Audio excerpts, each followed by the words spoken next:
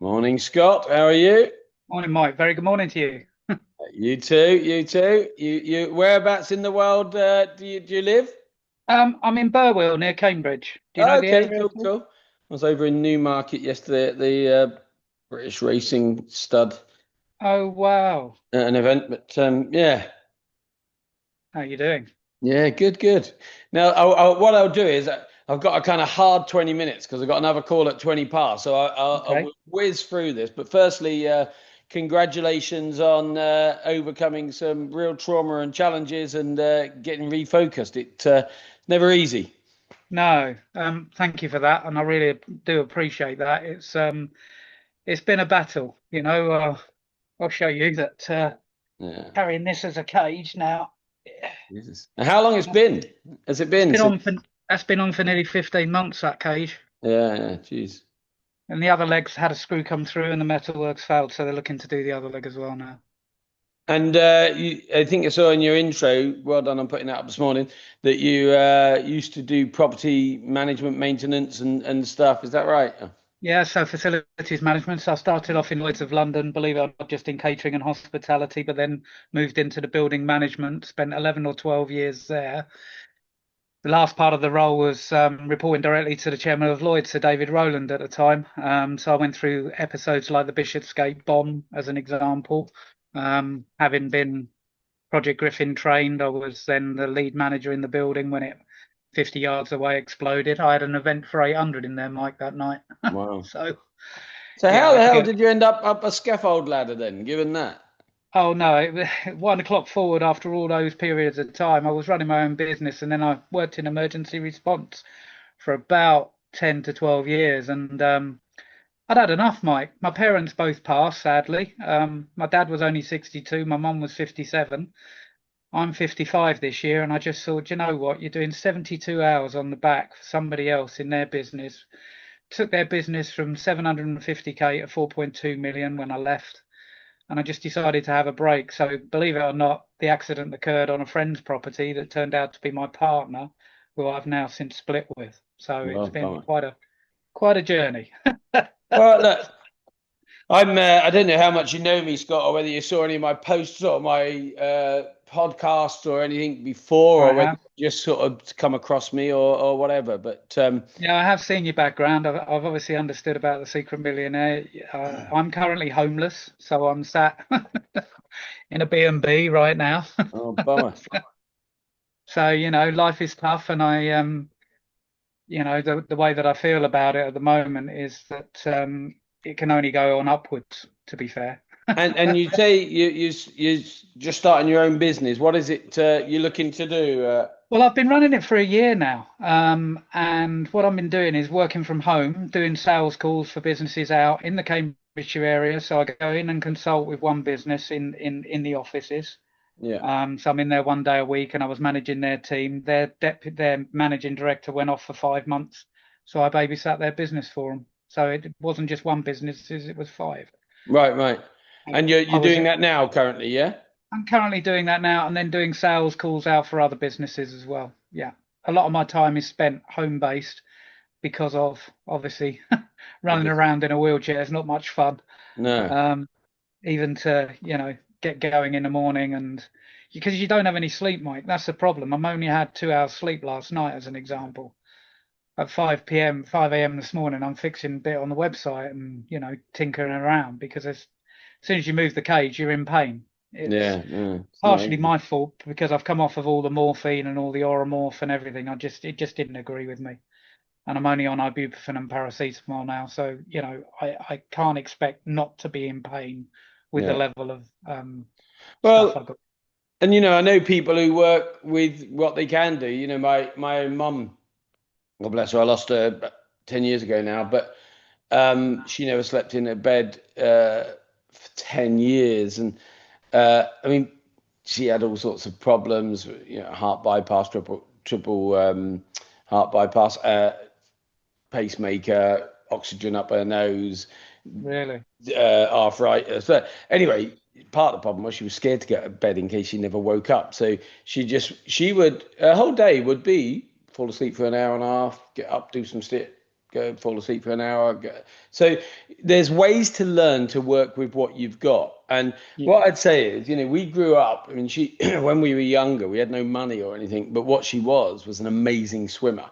Right. And she had a cleaning business. She did the seamstress, but the swimming thing, she used to teach a lot of disabled people to swim. And what was Oh, beautiful wow. was they were very it was hard for them when they were not in the water, but in the water they became super elegant and capable, and she taught them how to do that and overcome the fears and that. But the key thing she taught us was they're not disabled, they're differently abled.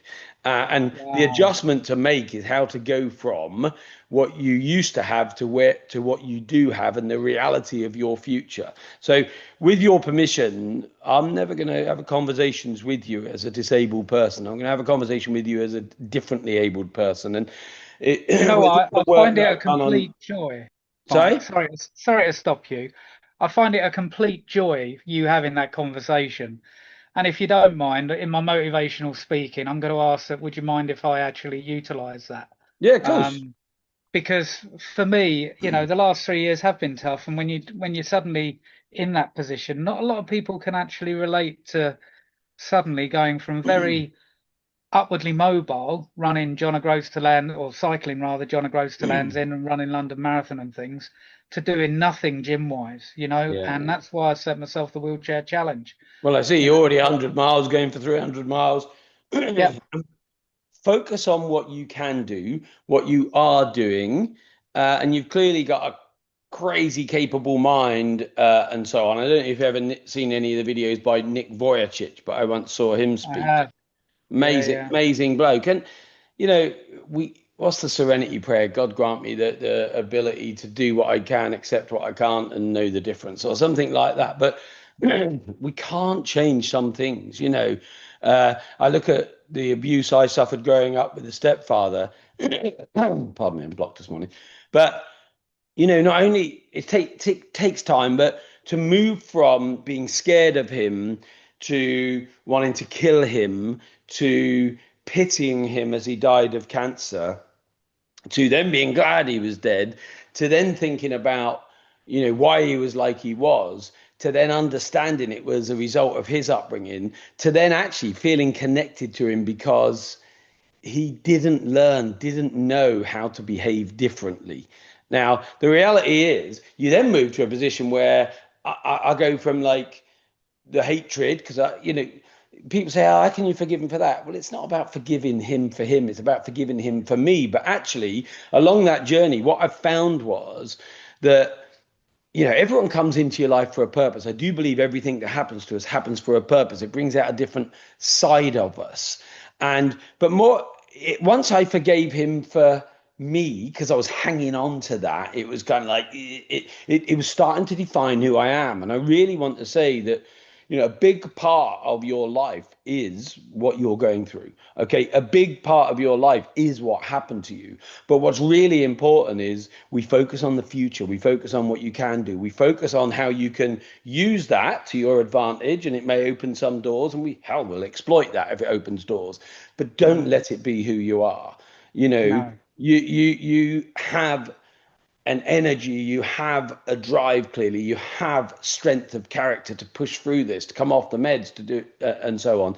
And it's going to be when my mentors made me do up and down hit mountains and cross oceans and stuff like that, it was to really embed lessons. And some of those lessons were that I'm going to have a great day, it's all upwards, we're ascending. Fucking hell, I've got to go down that valley again. I'm going to lose 2,000 meters before I can go up the next one. That's life. Okay.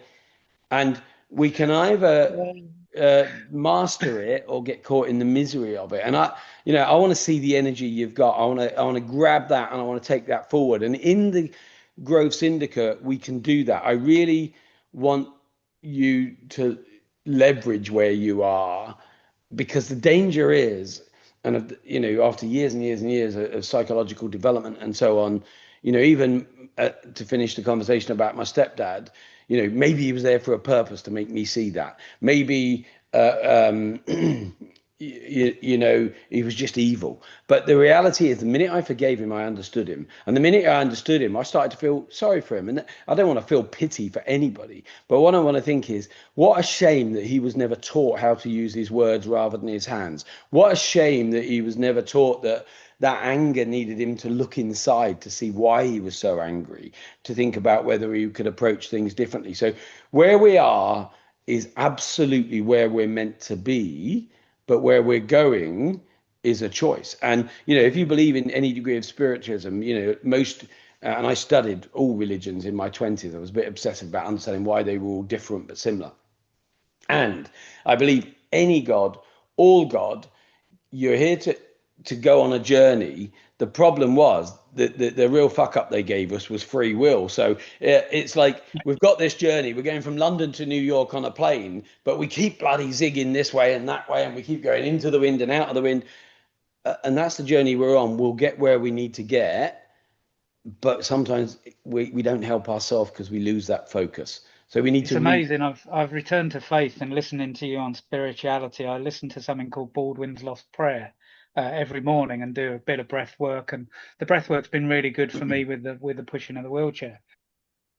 But I take a deep breath and listening to you about the climb and the mountains that you have to go through. And what I'm now is really focused on the journey, Mike. Yeah. I'm very determined as an individual. You couldn't have it. Forget about a brick wall, about going over it, round it, underneath it. Forget it. I'll just smash through it right now. Yeah. So it's just a question of what direction do I go in, and it's something that I'd like to talk to you about.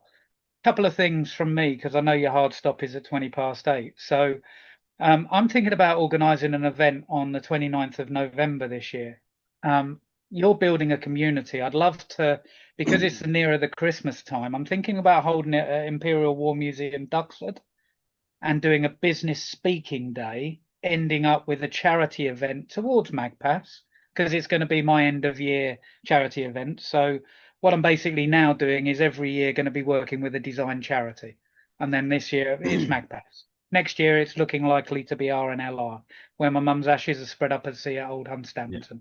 So I've already got predetermined ideas. But the 29th of November is an opportunity to get business owners in the room and have a number of decent speakers. I'd love to invite you along. I'd love you to be involved. I'd love you to think about, would that be an opportunity Well, to discuss? I'm always really blunt and honest and straight with people. If the date works, and I can't think why it wouldn't at this moment in time, I'd happily come and do that. Okay, so in fact, let me confirm that now for you rather than delay that as a thought. What I would say is, and this is Saturday, yeah? Yes, it is.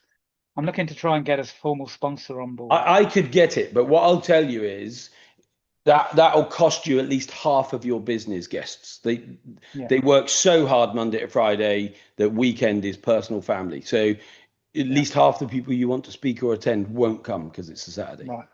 So you might want to revisit the date a little bit, or just go ahead and do it because again, you do what you do with who you got. But the only reason was the 29th, the Bohemians band, who's a Queen tribute band, my good friend runs it, and he was going to play in the evening. That's the only gig date they've got left. Well, and look, you kiss a few more frogs to find the princes that you can get. So if you've got a pool of 100 people that might speak, there'll be 10 that can. You just need to get that in early to lock that in. What I do within the community, and I've learned this a lot, is a couple of things. A hard curate if anyone tries to sell or over self promote in the community because it's about inspiration, motivation, education. So it's about sharing wins. It's about sharing what you've overcome, sharing challenges for other people to contribute. But we're not in there to sell or exploit the fact that we've got a captive audience. So I do curate that hard. When it comes to charity, after Secret Millionaire, we for years and still to today, and it's like 14 years later, we get deluged a lot with I can imagine people who want help. Now, every cause is a good cause because it's really dear to someone's heart. So I studied 12 years ago, did a course with the Institute of Philanthropy, which is on strategic giving. And it sounds wrong to be strategic about giving. But if not, you spread it so thin, you do nothing for nobody kind of thing. So every year I'm really fierce. At this moment in time, I'm hard committed to Maggie's Cancer Centres and Cambridge Children's Hospital. But I'll come along and speak to other events if I can, when I can, and I'll make that date's free at the moment, so I'll make the time. Um, so let's do that, but just be careful in the community, because what I will tell you is, and even in your Bio. introduction this morning, because I'm here to be honest with you, and a mentor should tell you it as it is. That description, it was too long, Too long, yeah. too I long, thought once I'd and it's posted it, because everybody else did 2 lines, and I went, yeah, and "What have it's you hard to done?" say to somebody when he just met, fuck me, mate, it's too much. But most people won't read it all, and then if they No, read it, I would say that when you meet somebody, let's say it becomes your wife, your husband, your partner, whatever it is, you don't go straight and say, "Oh, this is me. This is what I do. I grew up here. I did this. I yeah, did yeah, that. And yeah, eventually I want to marry and I want to have kids." We don't need it all to get out initially. no. We drip feed it. It's, hey, it might be a smile to start with. Next time, I saw you at that other event, and I'll bit be by honest, I thought about taking the whole post down and rewriting it, to be Well, honest. I don't know if I can listen, do if that. you want to, that's fine, because we I are think who I, we are and we're human becomings, not human mm, beings. So we're on yeah, this journey. But part of my role within it is always to say to people, little by little by little, let's focus on what we want, what we're doing, what drives us, and we'll hmm, attract the right people. I was yeah, at an event yesterday, and this couple lovely doing some amazing things with the elderly, and what's it called? Begins with D, when people forget stuff, and uh, uh, not dementia. not dementia. Yeah. See, I'm getting everything here, but they do amazing things. But they were like attached themselves to Yeah, me, and yeah. it's like I'm at a networking event where I want to see lots of people. I want look if Want to there's a have lots point. of conversations. Let's have a quick chat, swap cards, and then we'll catch up again. But Mm, it was like, for good intent and good reason, and they're good people, they're like on the hunt, on the prowl for yeah, people that can help. Eventually, everyone starts to avoid those people. I'm behavioral profile, I'm doctor of education. So it's, and that's the same whether it's someone we're trying to get to a charity event, someone we're trying to do business with, do sell to. And it's like, even in the sales, if that's an area that you do, the average sale takes 7 to 12 touch points before you'll get a close. If we correct. go in on number one, listen, this is a product, it's that much, it's amazing, you've got to buy it. Oh no, I'm a bit busy at the minute. No, but just let me tell you. It's like, now they're gonna block you. They're gonna like not answer the calls, bit by bit. It's a nurture sequence, and in life, whether it's our life partner, our business partner, our customers, people we want to build a network with, we've got to nurture that, because if we go too hard, even with good intent, it gets wasted. I understand, and to be honest with you, that's very valuable advice. I probably come off the back end of a whole night revisiting websites and doing all the things, and I just put it up. Listen, I just tell my truth as it is, with nothing but good intent, never to Thank you. offend, but to No, say, hey, listen, you're in our community now. I'll work with you. Now, I am conscious of time. We can do another yeah, mapping session at some point. But what I would say is, in the calendar, you will see that Saturday mornings, so hmm, tomorrow morning, 8:30, yeah, there's a three Cindy quarters of an hour. Cafe. Yeah, yeah, Sometimes it's just me and another person. If you turn up, we might have a whole free mentoring session. right. Okay. Wednesday evenings, I never know whether one person will turn up or four people or 10 people, but if you use those times, we'll get face to We'll get face value. time, Yeah, sometimes sure. at one to one, sometimes with others. And every day I'm putting motivational stuff on, but also it'll come out in the next few days. I filmed it on Wednesday, so it depends when Chris, my videographer, can get it done. But there is a mapping video I've done anyway, which can take you through that. But there's no rush. Enjoy the journey. Thank you. Navigate through that those classrooms. Do DM me with any questions or ask them in the group. I mean, what I want Yeah, sure. engagement. Listen, has anyone That'll be a way seen of connecting. the class that Mike did on such and such? I'd love to talk to anyone who's interested in this area, but there's no rush. And even from some of our early conversations, sometimes and clearly, listen, you had life changing. So let me just get this. You had a life changing incident, so you're acutely aware of the finality of life. You lost your parents at what was a very young age for them and you, so you're aware Yeah. of the finality of life. So sometimes we think, shit, I've got to do it now, and there isn't a Everything's got to be done tomorrow. yeah, yeah. And, the other side of me says most people spend their life putting shit off thinking they've got forever. But somewhere in the middle is this You need to find reality. the balance. Yeah, it is that. And life is a kind of flow. But just take a breath. Stuart, Yeah. my mentor, used to say, and it's one of the reasons he got me doing mountains. I've done loads since, but to learn some of the principles. And one of them was stop, breathe, think. When you think, oh, I've got to do this now, I've got to stop. Right. Take a breath. Because sometimes, certainly in mountaineering, we're racing at such a pace. We think, I've got to get there, I've got to get this done by this date, or I've got to get there by that time, or the rain's coming in, or it's going Yeah. to get darker. And you know, because of that, your body, your heart and lungs are beating out your chest. It's sending all the oxygen to your legs and arms because that's what need the oxygen because that's where you're working them. It's deprioritizing your brain. So even though Mm. it's counterintuitive to stop for a second because you're feeling overwhelmed, the minute you stop, the oxygen isn't needed so much for your heart and lungs. It's not needed for your muscles. So if you're bloody doing your 300 miles kind of thing, sometimes the stop, the oxygen's got nowhere to go but the brain, and it will Mm. send more oxygen to the brain.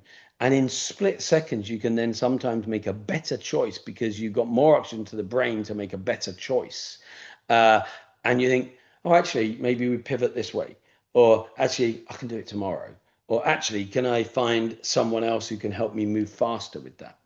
Nearly always we are so busy doing that we're pushing against this door we want to open. I don't know if you've seen the little image of the guy's pushing, and then fatigued he steps back, and as he steps back he sees the sign that says pull. So he's just been pushing against this door that was a pull door all the time. you know that's life sometimes. Mike, thank you. I'm conscious of your time. I don't want to make sure that you get to your other meetings and calls. Scott, Fabulous, listen, we're fabulous connected. It's conversation. amazing to meet you. I look forward to actually meeting you. And Thank you. for instance, if you're free, 6th of September is a barbecue here at my home. You, your family, your friends are welcome. I'll drop details in the community in the next days. Um, Start mixing in the community. Take your time, enjoy it, exploit it, and maybe I'll see you at the Cinder Cafe tomorrow morning. Will do. Take care, Mike. Thank you. Yeah, Scott, good to All talk to the you, mate. best. And you. Bye-bye. Bye for now.